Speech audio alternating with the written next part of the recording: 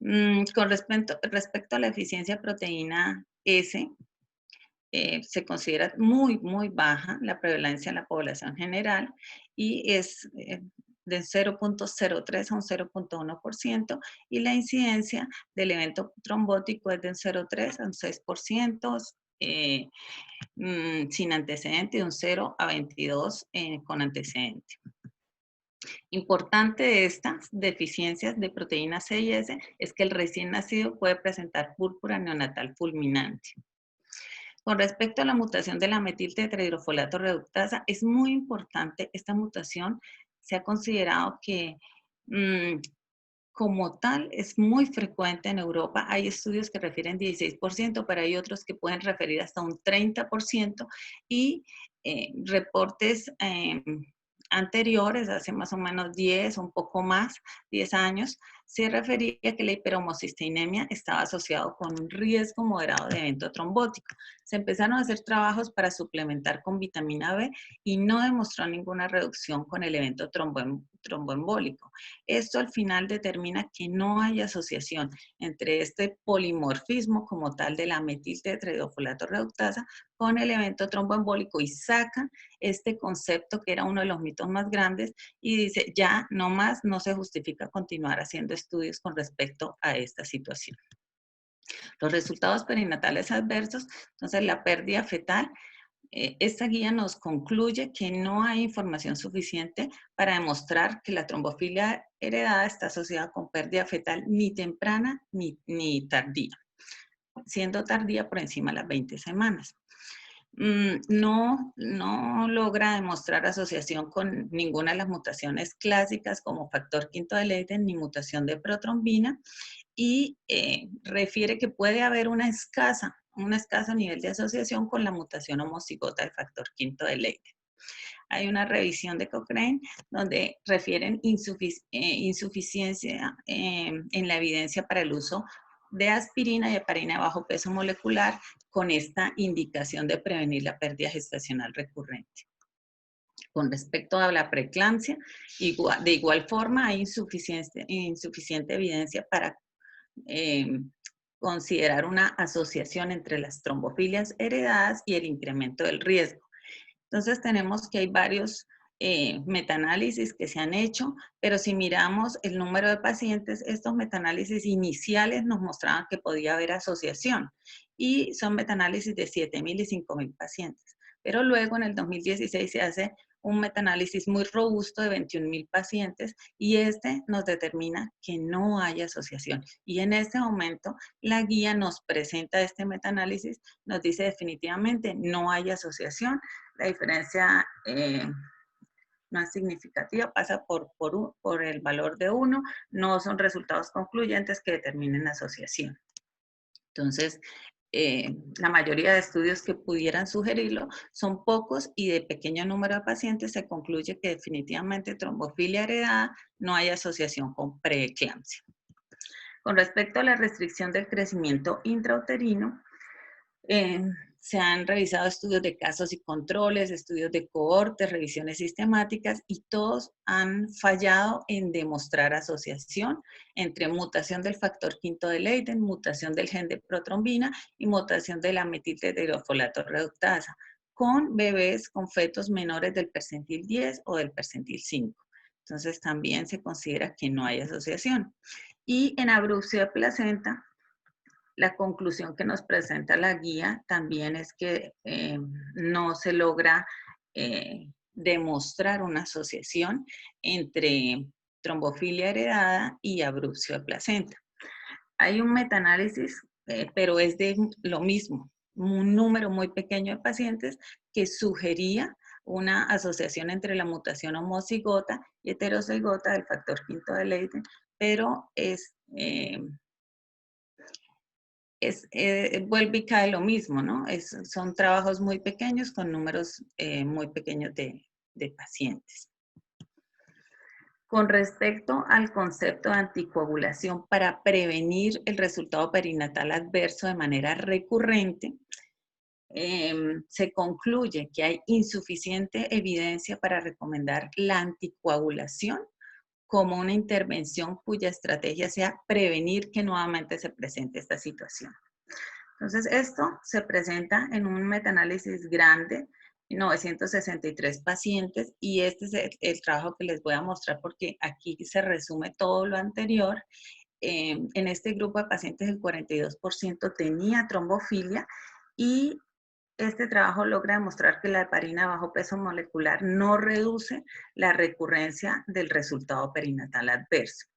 Toman 963 pacientes con historia de resultado perinatal adverso y el resultado del riesgo absoluto es de -8 con intervalo de confianza que va de -17 a -1.4 con un valor de P que no es significativo y el riesgo relativo es de 0.64 pasando nuevamente por 1 y se considera que definitivamente no hay asociación en los resultados como tal de los trabajos multicéntricos. Este metaanálisis es muy importante porque incluye 2 trabajos clásicos que están hechos con solo pacientes con trombofilia. Y los resultados, como los podemos ver aquí, si vemos los resultados de los estudios multicéntricos, no demuestran diferencias significativas.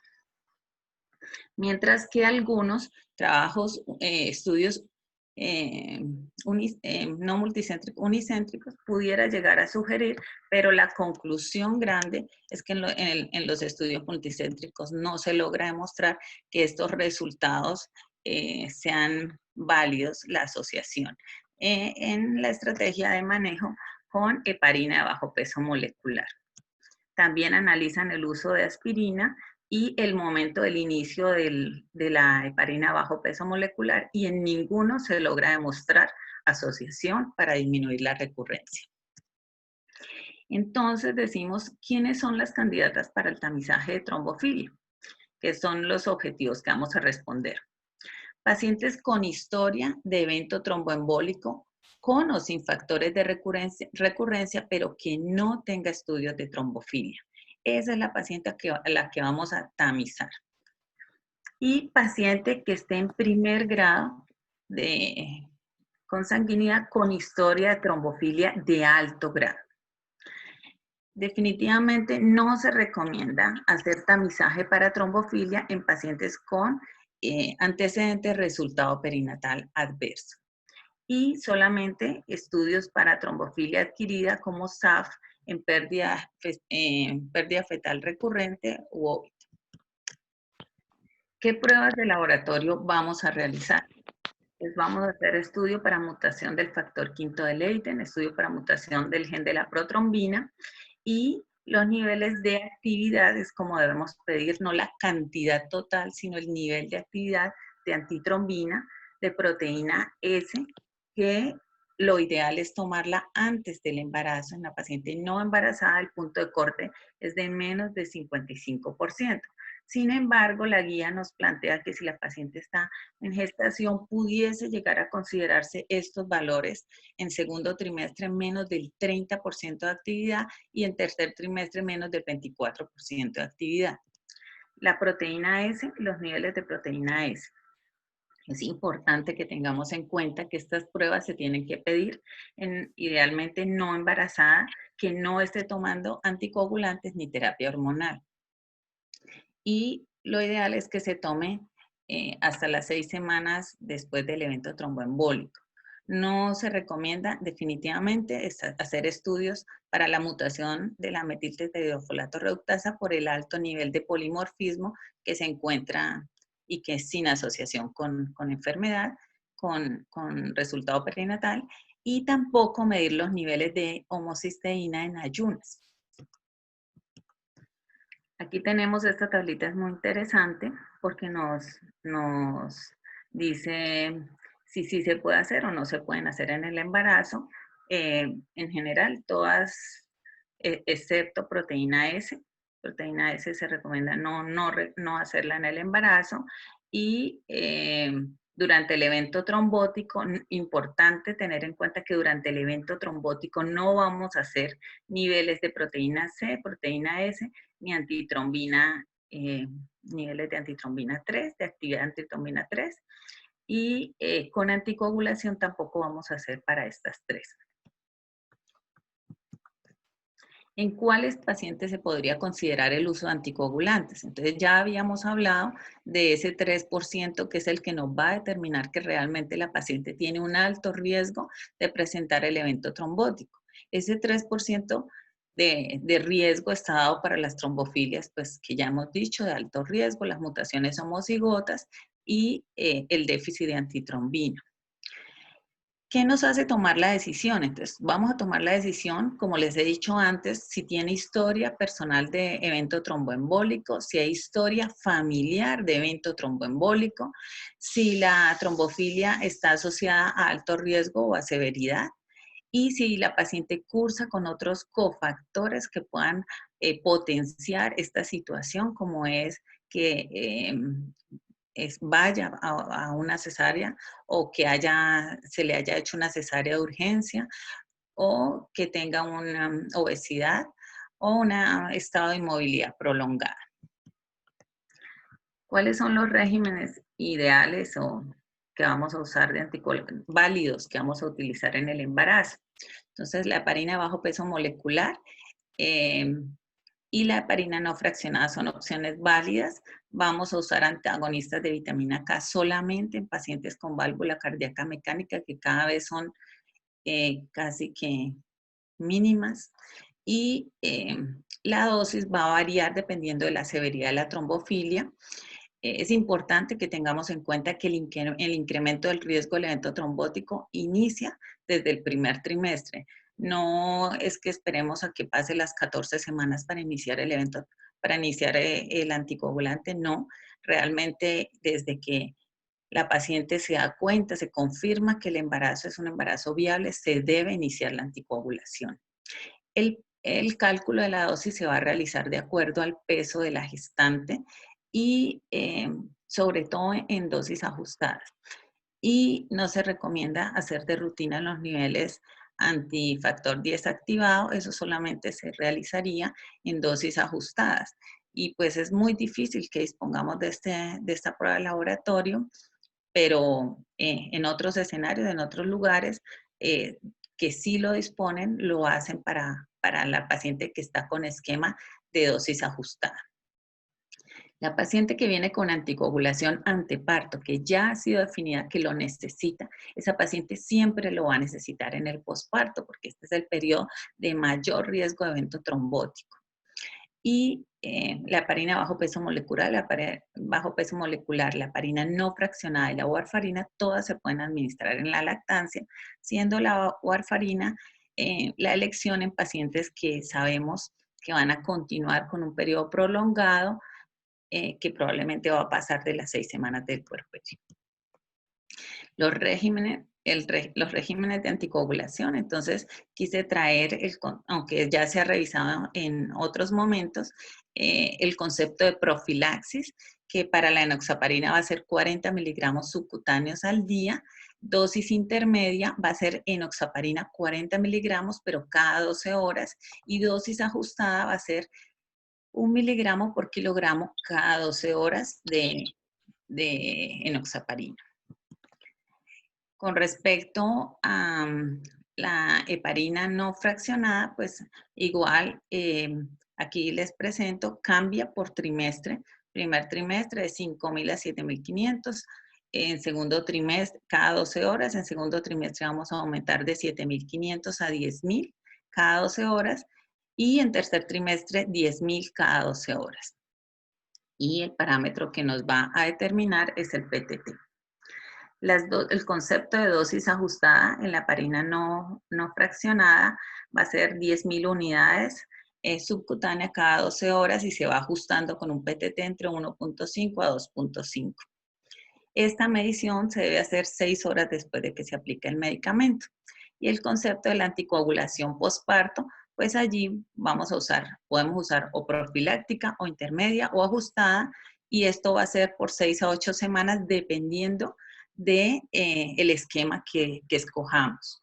Y cuando decidimos hacer vigilancia, pues la vigilancia va a ser de eventos sospechosos de trombosis venoso profunda o tromboembolismo pulmonar.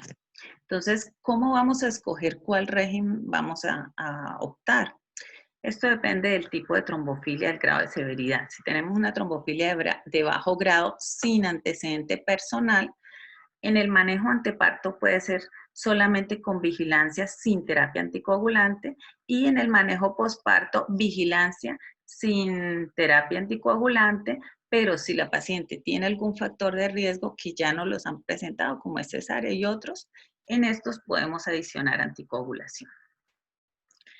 Con respecto a la paciente con trombofilia de bajo grado, con historia familiar en primer grado de tromboembolismo venoso, el anteparto puede ser con vigilancia sin terapia anticoagulante o dosis profiláctica con heparina bajo peso molecular.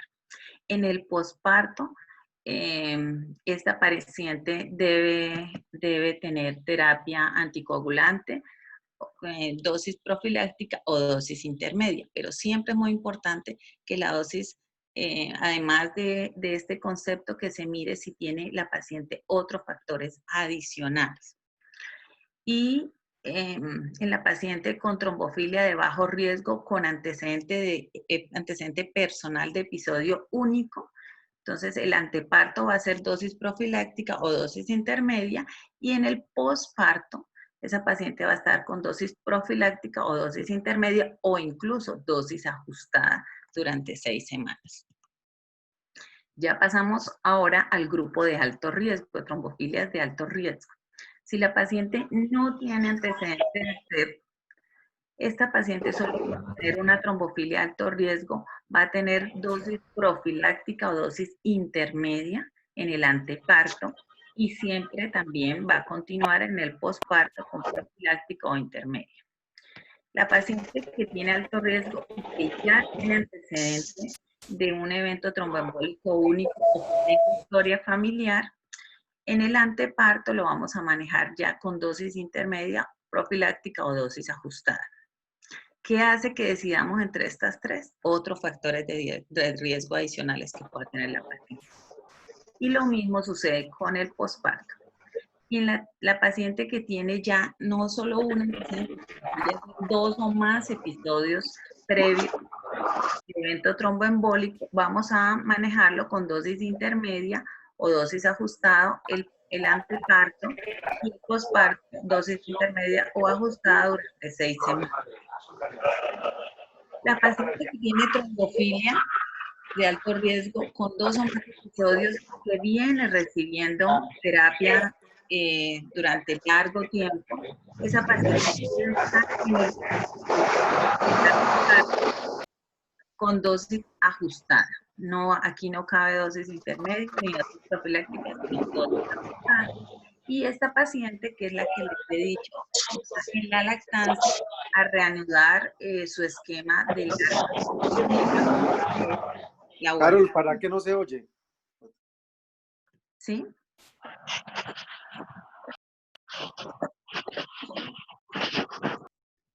Esta última parte no se escuchó porque había mucha interferencia. Hay que apagar los micrófonos.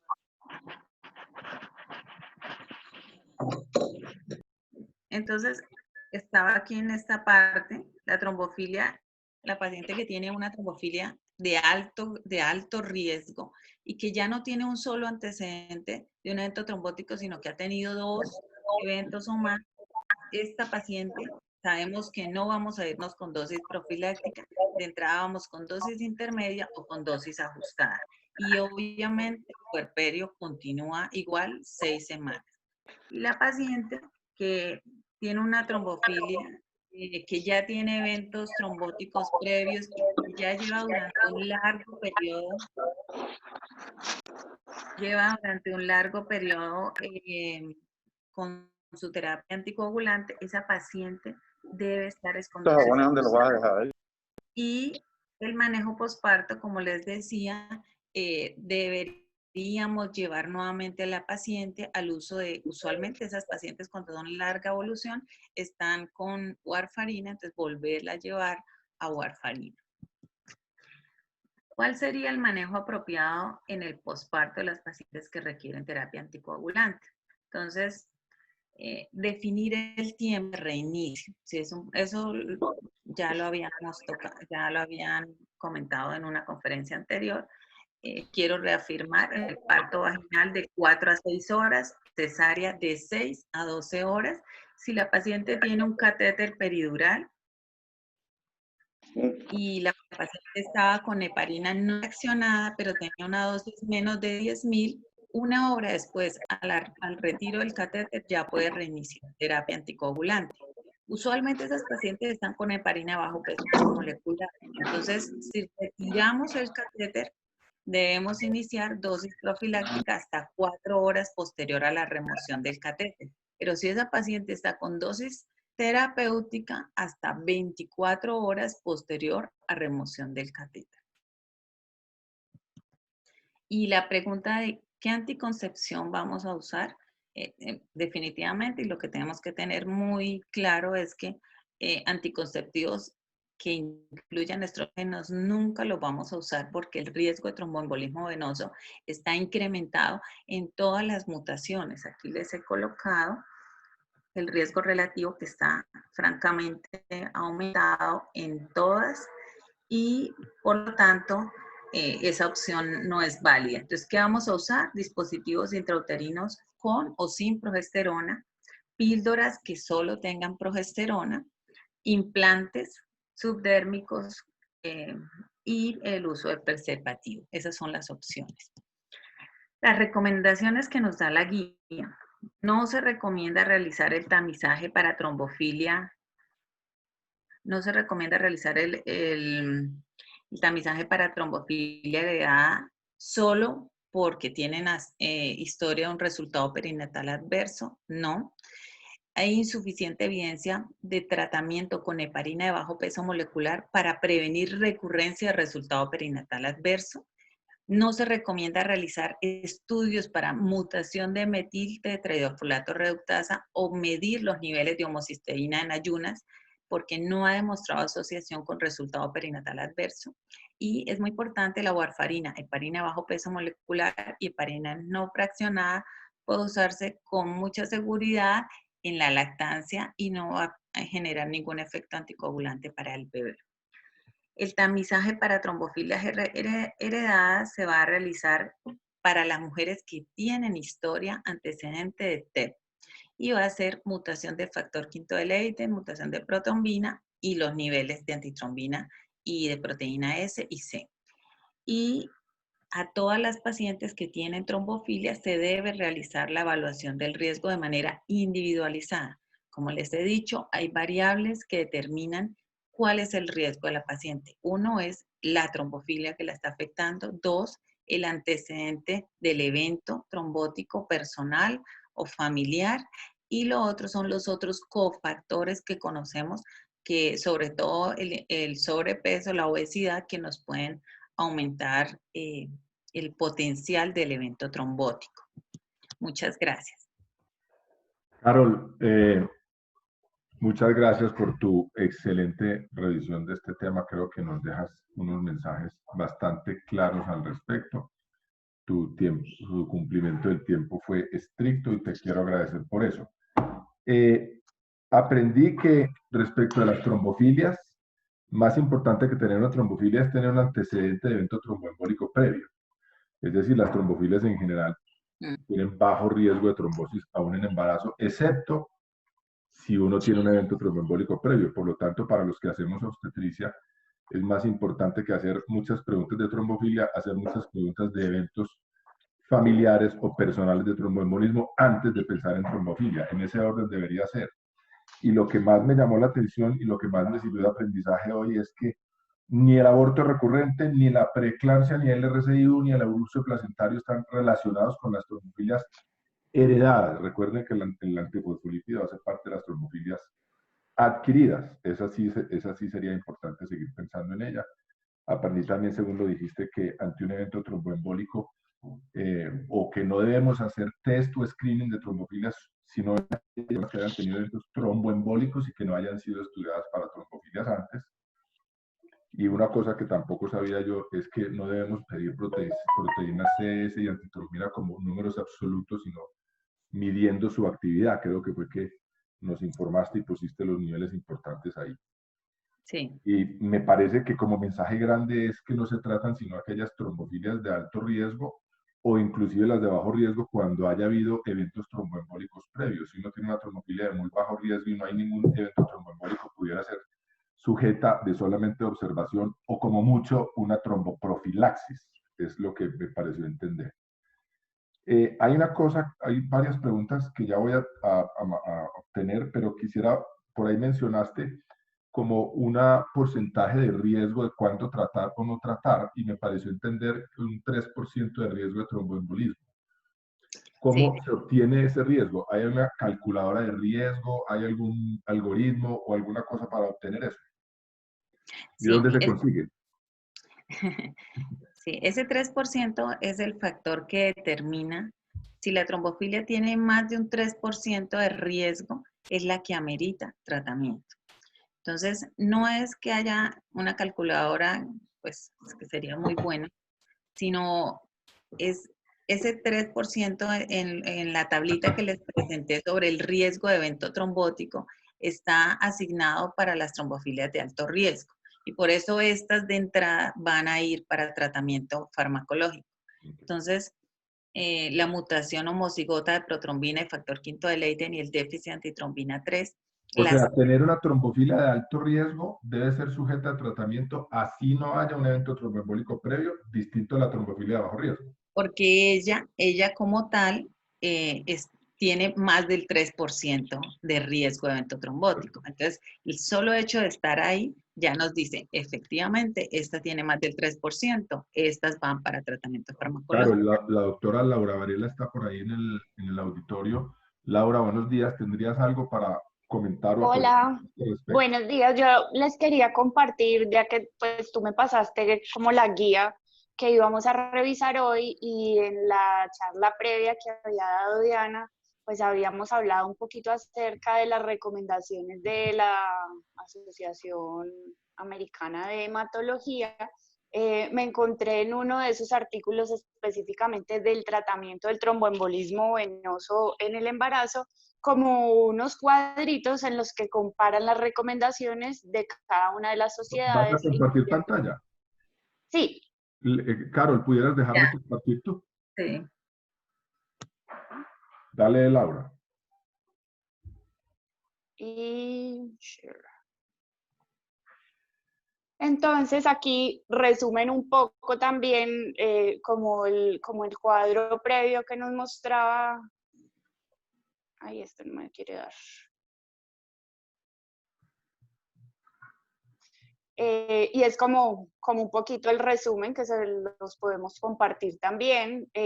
La guía que yo revisé es como la actualización del 2018 de ASH.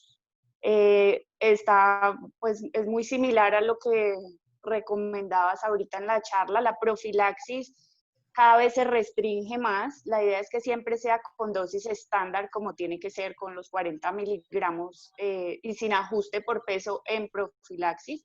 Ya cuando nosotros hacemos dosis terapéuticas con heparinas de bajo peso molecular, debemos estar muy ajustados al peso de las pacientes.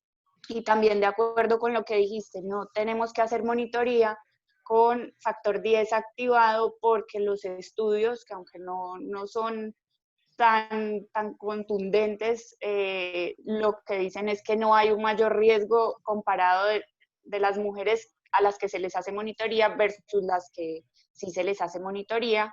Nosotros acá en la clínica ya tenemos la posibilidad de hacer el factor 10 activado si uno llegara a requerirlo, pero realmente no es algo que hagamos como de rutina. Y con respecto a las pruebas, también la idea es que sean funcionales. La única que tendríamos como, y que realmente es funcional, pues es el factor 5 Leiden, porque esa es la resistencia a la proteína C activada.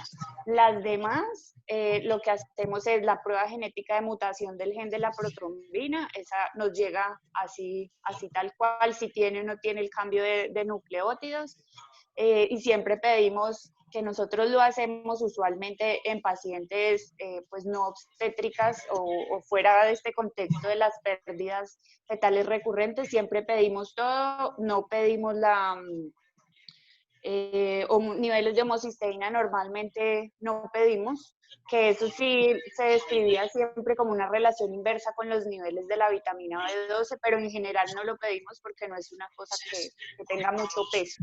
Y sí tiene mucho peso la deficiencia de antitrombina o trombofilias combinadas, pero en la práctica y con las pacientes que recibo yo todo el tiempo, lo que hemos encontrado más es mutación del gen de la protrombina, deficiencias de proteína C y S, y pues contadas las pacientes que yo realmente tengo con esas alteraciones. Ya la mayoría de las pacientes que han tenido evento trombótico no tienen una trombofilia afiliada, o también en un porcentaje importante, y sobre todo si son abortadoras recurrentes, lo que tienen es síndrome antifosfolípido, que eso sí es una entidad bastante prevalente.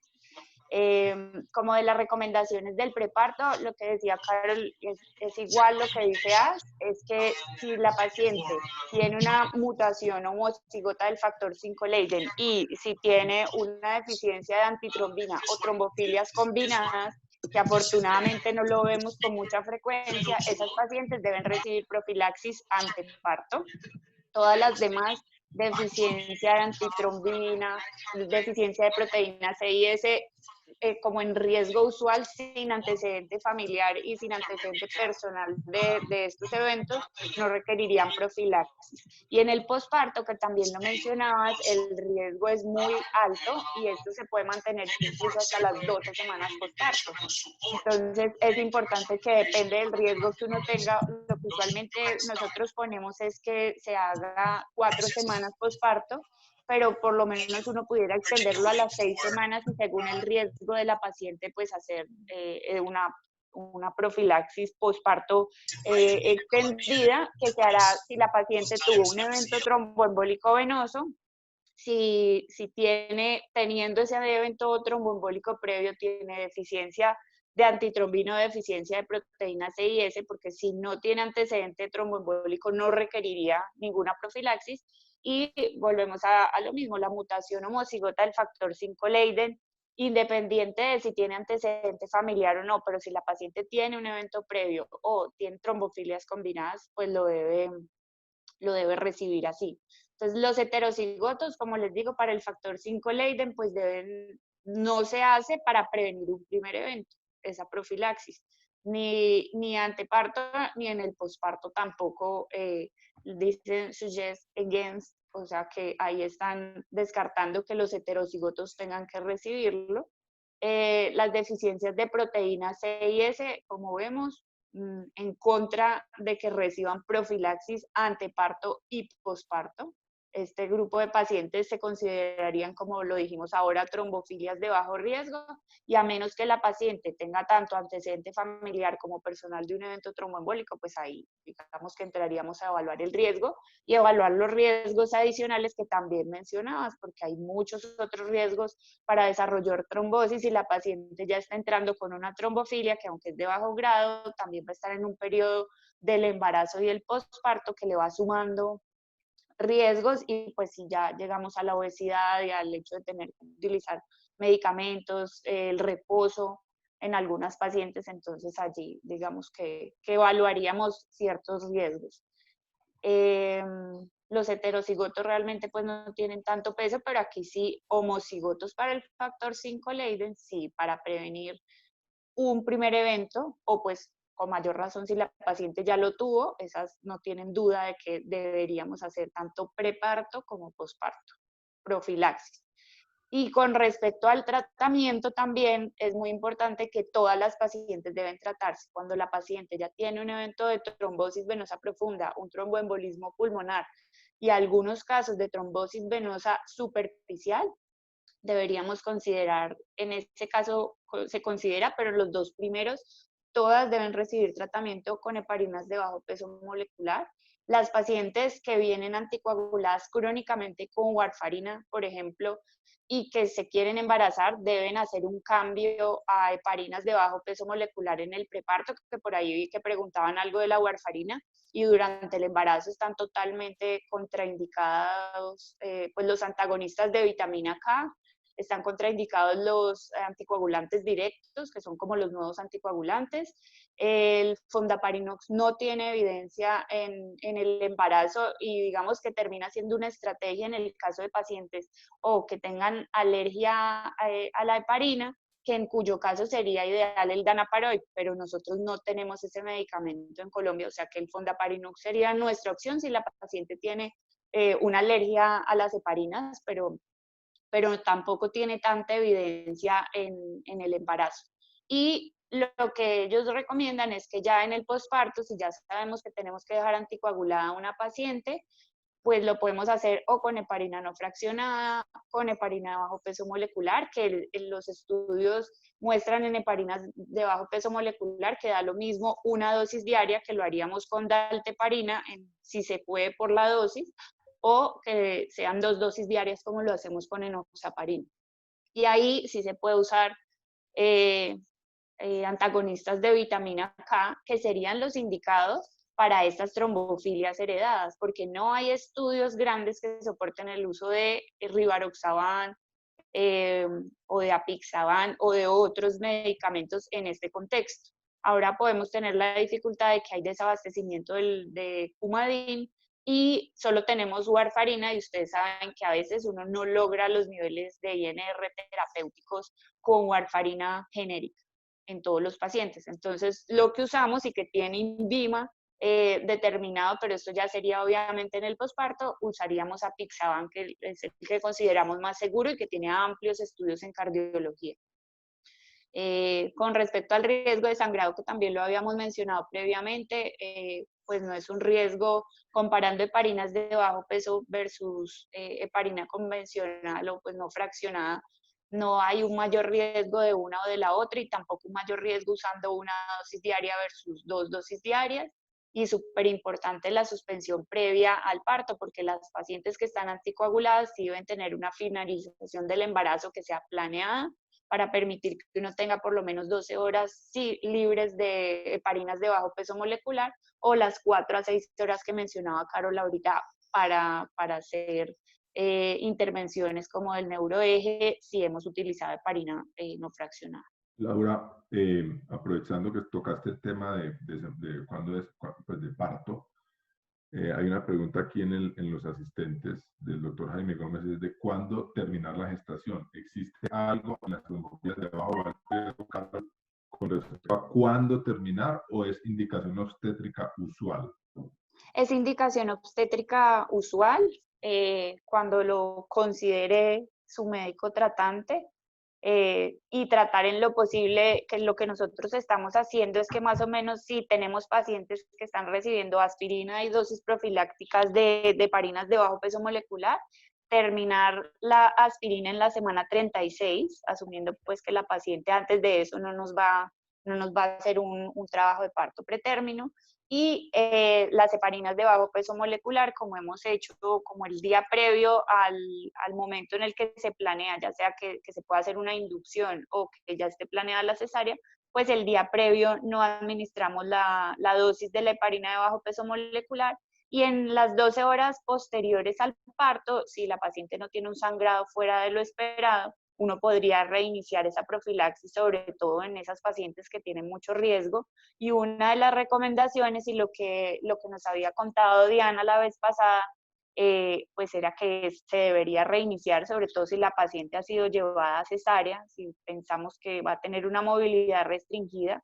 Y lo que les recomendaban en ese momento también las guías era la compresión mecánica intermitente, pero pues eso es un recurso con el que no contamos de forma tan difundida.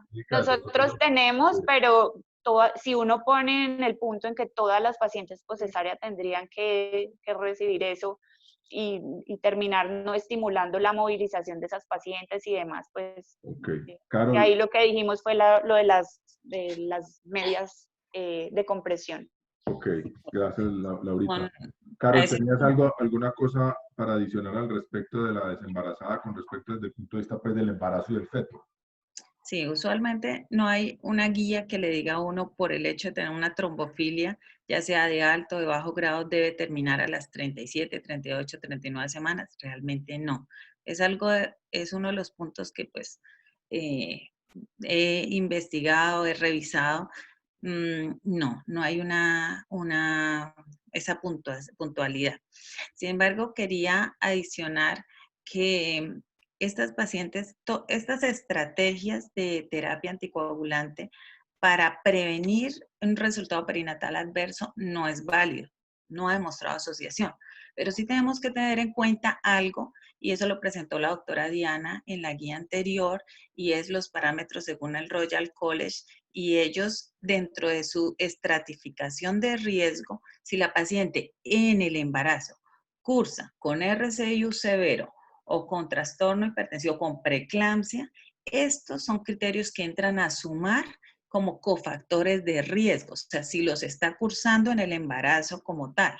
Y al cursarlos, esto les da un puntaje que determinaría y reforzaría. Es decir, si yo tengo una paciente, puntualmente el ejercicio, con una deficiencia de proteína S, claramente identificada y nunca ha tenido evento trombótico, esa paciente no sería candidata para terapia anticoagulante. Pero esa paciente en el transcurso del embarazo presentó inmovilización, tiene sobrepeso y fuera de eso me hizo una preeclampsia y una RCIU. Entonces, si yo no puedo coger y guardar la paciente, clasificarle, meterlo allá en una cajita y dejarla allá.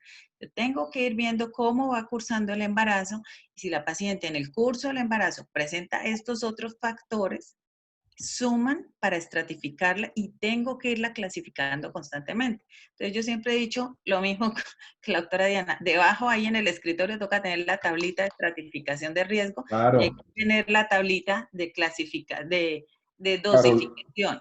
claro, yo pienso que acabas de hacer una anotación muy importante. Los pacientes se clasifican en la consulta preconcepcional o al inicio del embarazo, pero eso no es que se quede inerte y las cosas hay que irlas cambiando. Creo que la anotación es perfecta. Son las 6:55. Yo creo que Les quiero contestar dos preguntas allí que estoy viendo.